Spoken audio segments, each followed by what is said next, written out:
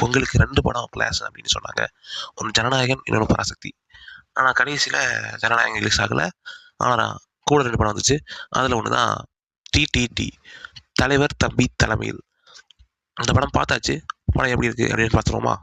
இந்த படத்தில் கதை என்ன அப்படின்னா, ஒரு பொண்ணுக்கு கல்யாணம் நடக்குது. அந்த பொண்ணுடைய பக்கத்து வீட்டில் ஒரு வயசானவர் இறந்துட்டாங்க. அவருடைய அடக்கம் எடுக்கணும். அதே டைமில் தான் அவங்களுக்கு கல்யாணம் வச்சுருக்காங்க.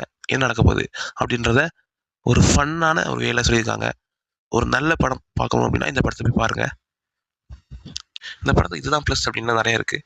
அதை ஒரு சில நான் சொல்கிறேன். இந்த படத்தில் முக்கியமான ஒரு ப்ளஸ் என்ன அப்படின்னா, இந்த படத்துடைய டியூரேஷன் 2 மணி நேரம் தான் மொத்தமாகவே இருக்குது. 2வது ப்ளஸ் என்ன அப்படின்னா, இந்த படத்துடைய காஸ்டிங் கரெக்டான ஆட்களை கரெக்டான இடத்துல நடிக்க வச்சுருக்காங்க. அது வந்து செம்மையாக இருந்துச்சு.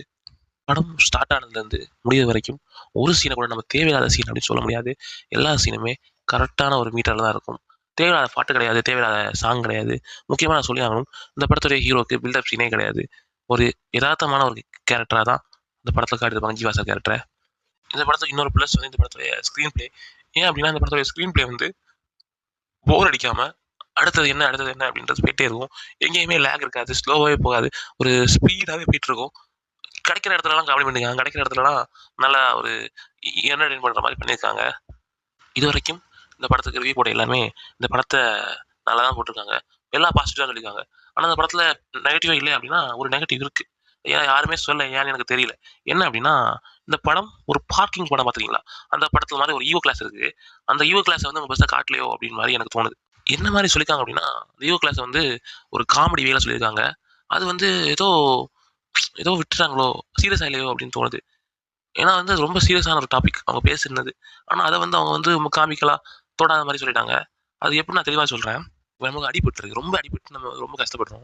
அது சீரியஸாக சொல்லுவீங்க, இல்லை அதை வந்து வலியோட தான் சொல்லுவீங்க. அது நம்மளுக்கு வந்து ஃபீல் ஆகவே இல்லை. அந்த 2 பேரோட எமோஷனல் அவங்களுக்குள்ள வந்து எமோஷனல் பார்ட் இருக்கு.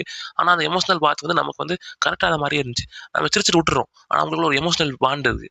அதை அவங்க காட்டவே இல்லை. அதுதான் எனக்கு பெரிய ஒரு மிஸ்டேக்காக தோணுச்சு. அவங்க என்ன நினச்சாங்க அப்படின்னா, அந்த படத்தை வந்து ஃபுல்லாக காமிக்கலாக கொண்டு போயிடலாம் நினச்சிருக்காங்க.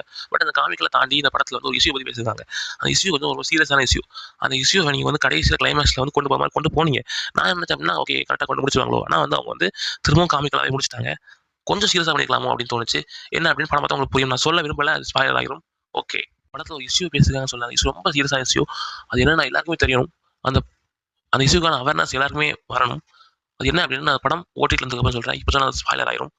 ஓகே, சிரிப்பே மிகப்பெரிய மருந்து அப்படின்னு அந்த காலத்தில் சொல்லுவாங்களாம். அப்படி இந்த படம் பார்க்கும்போது சிரிச்சிட்டே இருப்பீங்க.